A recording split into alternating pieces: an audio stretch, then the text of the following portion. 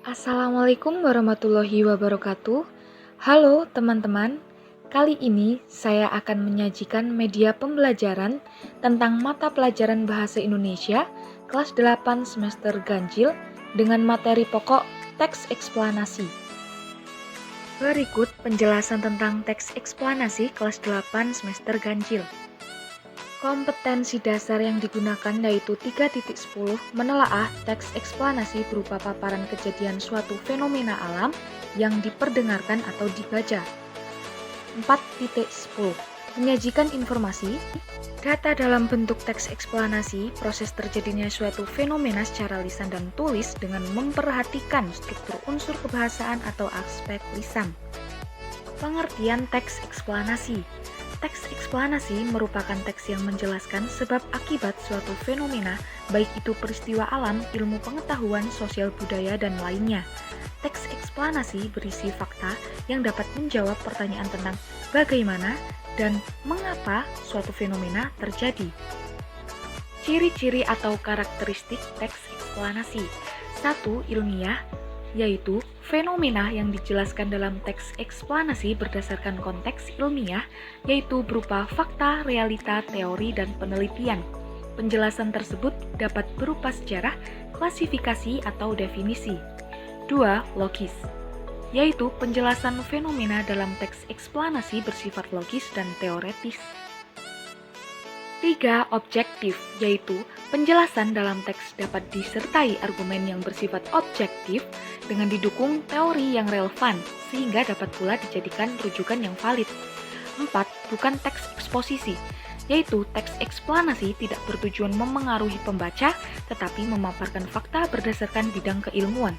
5. Bukan teks prosedur, yaitu teks eksplanasi menjelaskan proses yang alami, tidak disadari dan melalui jangka waktu yang panjang. Struktur dan kaidah kebahasaan teks eksplanasi. Struktur teks eksplanasi yaitu ada 3. Yang pertama, pernyataan umum, yaitu bagian ini menjelaskan mengenai latar belakang dan tinjauan umum topik yang dapat berupa definisi, klasifikasi, sejarah, dan asal-usul. Bagian dalam teks ini berupa gambaran secara umum tentang apa, mengapa, dan bagaimana proses peristiwa alam terjadi. Yang kedua yaitu deretan penjelas, yaitu pada bagian ini berisi perincian proses atau sebab terjadinya suatu fenomena yang juga mencakup akibat dan dampak yang ditimbulkan. Yang ketiga yaitu interpretasi, yaitu bagian ini berisi penafsiran penulis mengenai topik dengan perspektif tertentu yang lebih luas dan menyeluruh, serta menjelaskan korelasi peristiwa yang menyertainya.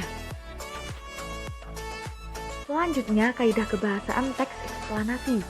Yang pertama, kopula, yaitu kata ini digunakan untuk menjelaskan definisi kata, istilah, atau konsep yang berkaitan dengan suatu fenomena, misalnya, merupakan dalam kalimat Indonesia merupakan negara kepulauan.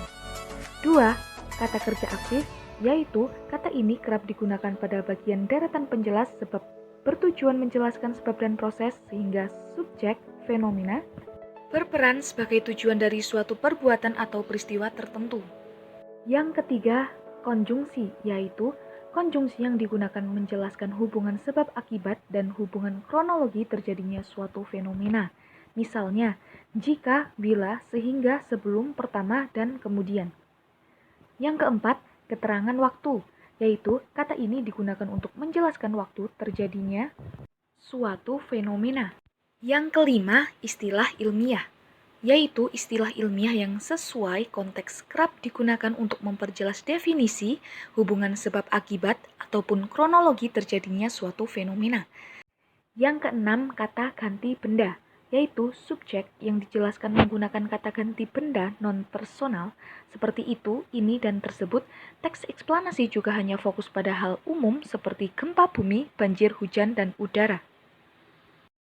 Berikut latihan soal yang harus dikerjakan. 1. Apa yang dimaksud teks eksplanasi? 2. Bagaimana ciri-ciri atau karakteristik teks eksplanasi? 3. Apa perbedaan teks eksplanasi dengan teks prosedur dan teks eksposisi? 4.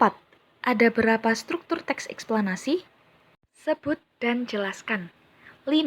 Ada berapa kaidah kebahasaan teks eksplanasi? Sebut dan jelaskan. Selamat mengerjakan.